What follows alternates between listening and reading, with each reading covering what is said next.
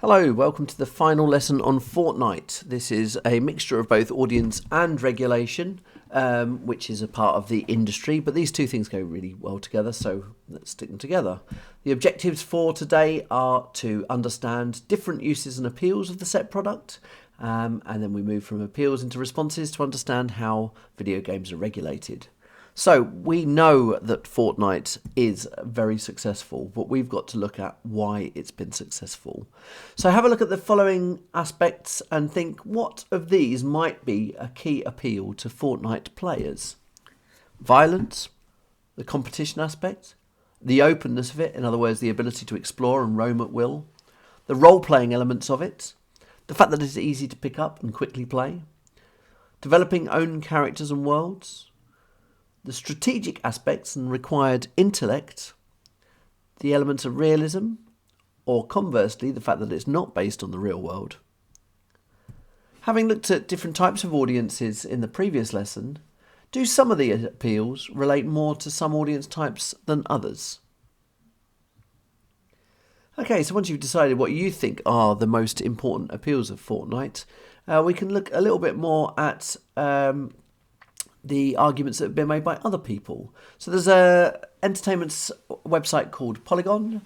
Have a read of that and summarise the main arguments they say is the most appealing and which do you find the most convincing. While we're talking about appeals, can you think of any media theory that addresses the appeals of media? A little hint, this is a big hint. Do you remember the uses and gratifications model? Well, if you don't, here it is. The uses and gratifications model arrived in the mid-70s when Bloomer and Katz developed this theory and it's still used today. Essentially, rather than saying the media does stuff to us or has an impact on our lives, this theory says we decide what we do with the media, we decide how we consume and what we're using it for and what needs it's going to fulfill. And they divided these into 4 different reasons why we consume the media. Personal identification, comparing our own life with the characters and the situations that we see portrayed, and to explore individual problems and perspectives. Soap operas are a good one for doing this. A lot of people personally identify, not always with the situations, because soap operas can be quite extreme, but certainly with characters and their motivations and their decisions. Okay, second reason or use that we have for the media. Information, okay? We want a window to the world. We need to know what's going on around us. We can use the media for that. Obviously, the news is good for this and social media as well. Our third use of the media is for entertainment and escapism.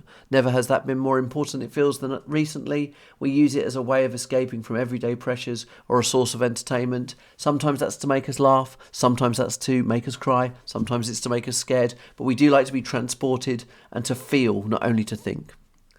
And then the fourth use of media, as outlined by Bloomer and Katz, is social interaction. Perhaps this is the biggest use of the media at the moment, or has been over the past 10 or 15 years. We use the media to be sociable. We use the media as a jumping off point for talking to each other, for interacting. Okay, it's not just social media that does this. The TV shows that everybody's watching. You know, we all know when Love Island's come around because it's something that everybody's talking about. Even if we talk about the fact that we don't like these shows, okay, the media is something that we discuss and we use it as a common talking point or something we have in common with other people. So you know what I'm going to ask next? Which of these 4 uses and gratifications can we apply to Fortnite, and how and why?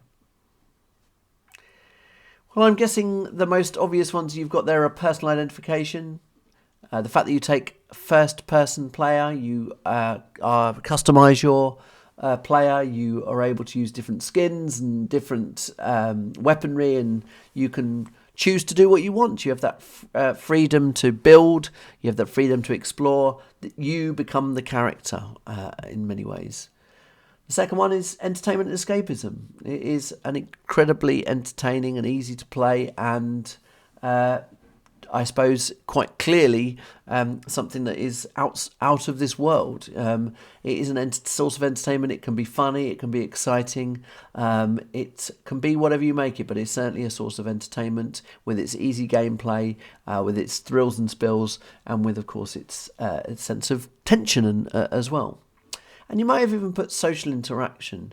You might play this with friends. It might be a way that you use to meet other people, as it were. And it's always something that maybe you'll be if you are a regular player of Fortnite, you will often talk to other people who play Fortnite about it as well. The WAPs information we don't use Fortnite for. Although that said, some of the tie-ins that we looked at in the first lesson on industries is quite interesting here. Perhaps the information aspect of this is that you can use Fortnite as a way of learning about other media products. After all, one of the Star Wars trailers premiered inside the game.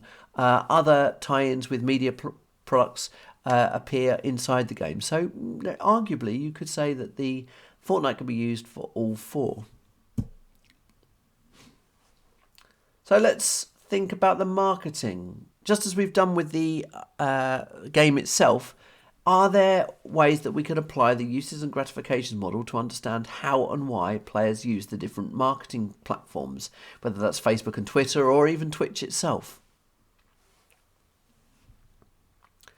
Okay, let's move on to looking at from appeals onto reviews, which kind of combine the idea of success with appeals. Watch the following review of the game. Look at some of the positives and negatives that are said about it. Since the genre exploded last year with the rise of PUBG, there is no shortage of 100-player Battle Royale games. But even in the suddenly crowded genre, Fortnite Battle Royale stands out thanks to its vivid colors and an outstanding free-form building system that is unlike anything else in competitive multiplayer gaming.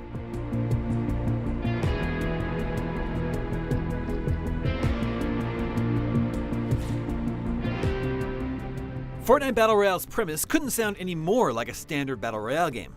You and 99 other people skydive onto an island full of randomly spawning loot in hopes of being the last player or team standing. To keep things from getting dull, an ever-contracting circle forces survivors closer and closer together. Where Fortnite Battle Royale immediately sets itself apart is its personality. Instead of parachuting out of a bland military plane, here you drop out of a flying party bus. The island itself is quite a bit different also. Rather than slate gray grass and generic patches of brown dirt, this island is a brilliant green with brightly colored, unique cities marking the landscape. Another place that Fortnite Battle Royale stands out from the competition is in its sheer simplicity. You have just 5 inventory slots, forcing you to be a little more discriminating with which weapons you pick up. But even if you don't find the exact weapons you're looking for, you're never left feeling completely powerless. Fights are fun, chaotic, and extremely fast. Most battles begin with a volley from heavy, slow-firing guns like the pump shotgun or sniper rifles that can end the fight in one shot. If those miss, people whip out lighter and more agile weapons like the tactical shotgun or assault rifle to finish the fight. That rhythm takes some practice to get down, but it soon becomes almost automatic. Fortnite Battle Royale's shining feature is its outstanding building system, which, once you master it, gives you the feeling that you can control any fight. Everything that isn't the ground can be mined for wood, stone, or steel, which can be used to create walls, stairs, and floors anywhere on the map. There are so many possibilities that, at first blush, it can be daunting to try to figure out how people built the massive structures you see around the island. While the 3-tile toolset may seem limited, it's got everything you really need. Whether it's building your way up to a hard-to-reach chest or jumping down the side of a mountain, you always have the correct tools for the job, and a new piece reliably lands exactly where you think it will. But it's in firefights that you see just how much freedom it gives you, and how much your own personality comes out in what you build.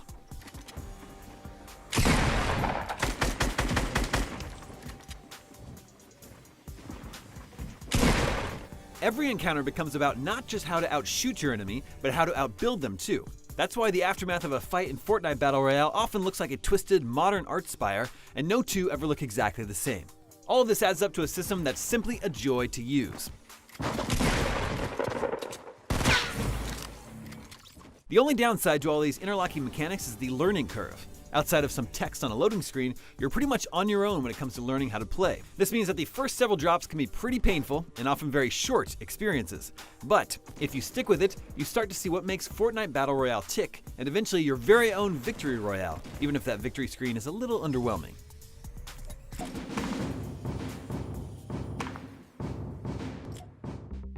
But even when you find something that works, you can't get complacent. Part of the beauty of Fortnite Battle Royale is its constant state of upheaval.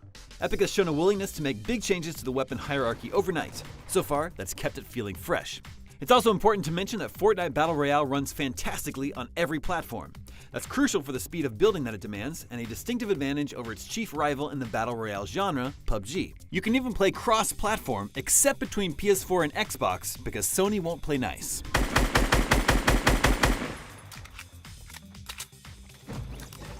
Even on a device that fits in your pocket, Fortnite Battle Royale still looks fantastic. The only real difference is the controls, which, for a mobile game, aren't terrible. Everything you can do on PC or console, you can do here, just at about a quarter of the speed. It's a great alternative if you want to play on the go. Lastly, even the free-to-play structure feels a step ahead of the competition. Every paid item is strictly cosmetic. The biggest microtransaction available is the Battle Pass, a one-time $10 purchase that gives you access to 100 tiers of rewards that unlock as you play and complete unique challenges. It's a neat structure that keeps you constantly working toward the next big milestone. Mastering Fortnite Battle Royale systems is worth every second of investment. A zany, over-the-top style and a unique blend of shooting and building almost never offers anything less than an outstanding time as you compete for victory. It may not be the first Battle Royale game, and it certainly won't be the last, but Fortnite sets itself apart from the crowd by giving you the freedom and tools to express your own personal playstyle. For more on Fortnite Battle Royale, check out 8 tips from pro streamer Grenader Jake and a PC versus iOS graphics comparison, and watch us earn Victory Royale on the mobile version. And for everything else, stick with us here at IGN.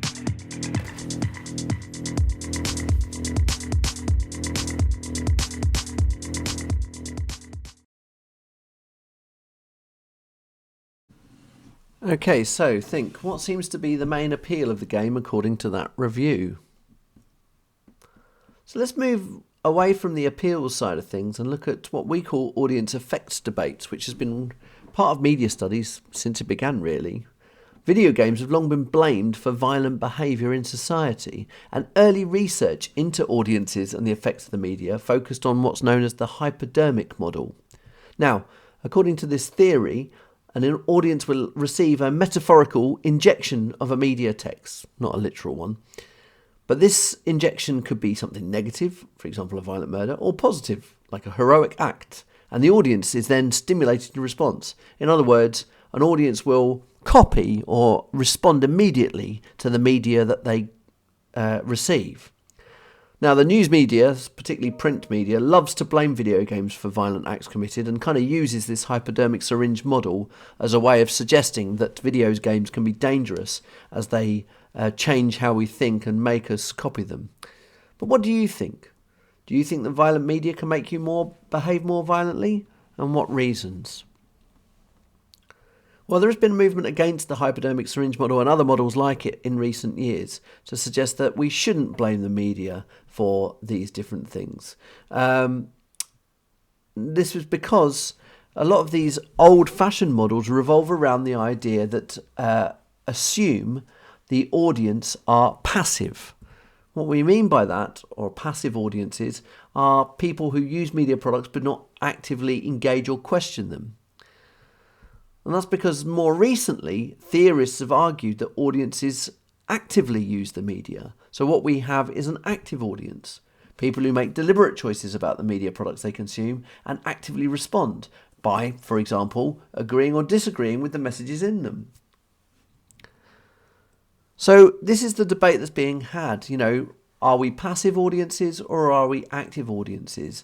Do we just behave like brain-dead zombies and just copy whatever we see in the media? Or do we think about it? Do we bring our own understanding to things? So more recent research has looked into the positive effect of gaming and not considered gaming as just something that is very, very bad for us. It's looked at how it improves planning skills, coordination, perhaps logistical ideas, even social aspects of gaming. However, there is some suggestions that gaming disorder is now an official medical condition according to the World Health Organization, the WHO. Some of these concerns link neatly with Fortnite. So what you need to do is research and make notes on the safety concerns raised when playing the game.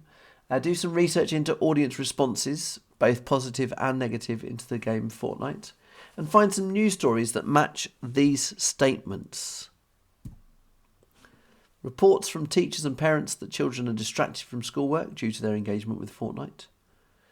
The story where a psychologist compared Fortnite and playing games like Fortnite to heroin, the drug. Stories about Premier League footballers being treated for addiction to the game, and even Prince Harry describing the game as dangerous. So do some research, find out some more information about how the game can be considered as potentially dangerous or addictive.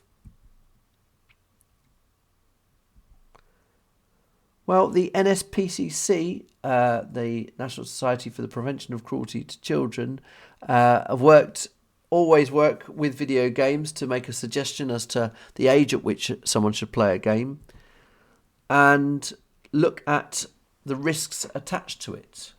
Now, of course, references to sex and drink and drugs and crime are very low in this game, but the NSPCC identified that the representations of violence and hatred were high. Inevitably, the aim of the game is to hunt down and kill other people. They suggested that there is a medium risk for both self-harm and suicide or bullying through playing the game. So it would appear that there are more concerns over the addictive nature of Fortnite than necessarily the perceived violence. And that appeared in probably some of the newspaper stories that you found and the media articles relating to the game, with, of course, some of these being more shocking than others. If we look at the time spent playing Fortnite from average users, nearly 10% say they spend more than 21 hours playing Fortnite, which is really quite shocking. That's on a weekly basis. So there's a lot of time being spent on here. It does suggest there is a kind of an addictive nature to the game, which has been recognised by the game itself, as Fortnite provide a parent's guide for this. So what is done about regulating games if they are potentially dangerous or cause addiction? Well, like films, there is a regulatory body of gaming, and they use an age rating systems as well. The age ratings provide guidance for consumers, particularly parents, to help them decide whether or not to buy a particular product for their children. And the rating on a game confirms that it is suitable for players of a certain age. What are the age ratings for computer games? Well, there are 5 of them altogether: 3, 7, 12, 16 and 18. And this is all based on a system known as PEGI. In 2012, the PEGI system was incorporated into UK law, and the Video Standards Council was appointed as the statutory body responsible for the age rating of video games in the UK using the PEGI system. So PEGI stands for the Pan-European Game Information, and that's the system that's used. But the body responsible, the actual regulatory body, are the Video Standards Council. And these ratings consider the suitability of a game, not the level of difficulty. Okay? So it's based on things like violence and sex representations, bad language, drugs, fear, discrimination, and also a couple of things that you might not think of for films, things like gambling, whether or not it encourages online players to gamble, because of course online gaming can require you to spend money, so in-game purchases are considered. So that PEGI rating of 3, 7, 12, 16, 18, it's not to do with how difficult it is, it's to do with the age of the player, because of the content. So a PEGI 3 game will not contain any inappropriate content, but can sometimes be too difficult to master for young children. On the other hand, there could be PEGI 18 games that are very easy to play, and yet they contain elements that make them inappropriate for a younger audience. So, let's relate all of this to our set product, Fortnite. What was decided about the set product?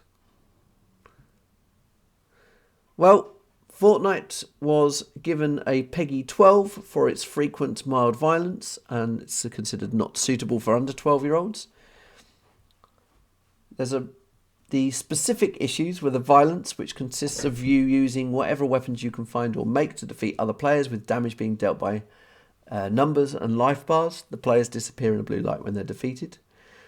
The game offers in-game items which can be purchased using real-world money. So the only things they had considered for this were the levels of violence and the fact that you can make in-game or in-app purchases. So do you think that's fair for the rating of the game?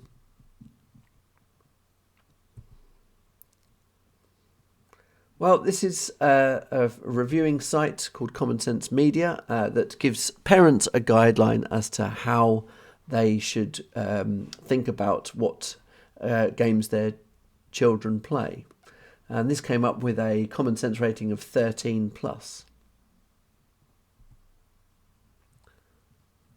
So their review of the game is, what do parents need to know? Well, parents need to know that Fortnite is a hugely popular survival action game centred around short play sessions, and this is the mobile version of the popular PC game. Players battle up to 100 other live players in solo mode, pairs or teams. The goal is to be the last player standing. The game is loaded with violence, but it's all cartoonish rather than bloody or gory. Defeated enemies disappear or absorbed by a drone. The game does offer in-app purchases for costumes, dance animations and other content, but it doesn't have a heavy push for them. There's no language, sexuality or alcohol or drug concerns. Additionally, there's no chat with other players in the mobile version. Android users should be cautious as well, because thanks to Epic choosing to bypass the Google Play Store, they could be exposed to malicious software by downloading the game to their devices. Read the developer's privacy policy for details on how your information is collected, used and shared, and any choices you have in the matter. And note that privacy policies and terms of service frequently change. If you want to know more, blah, blah, blah. So, do you think this is a fair review? Does this feel like a fair rating for the game?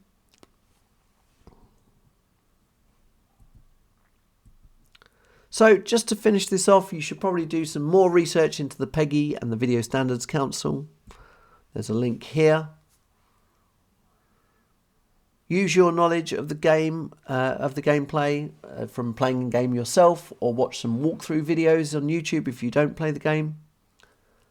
And so in what ways could we say that Fortnite meets the guidelines for the PEGI 12?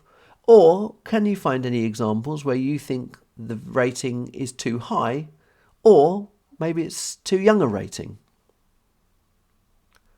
Okay, so that was a whistle-stop tour through the appeals, the responses, and the regulation of video games in specific relation to Fortnite. And that concludes the sessions on the Fortnite scheme of work.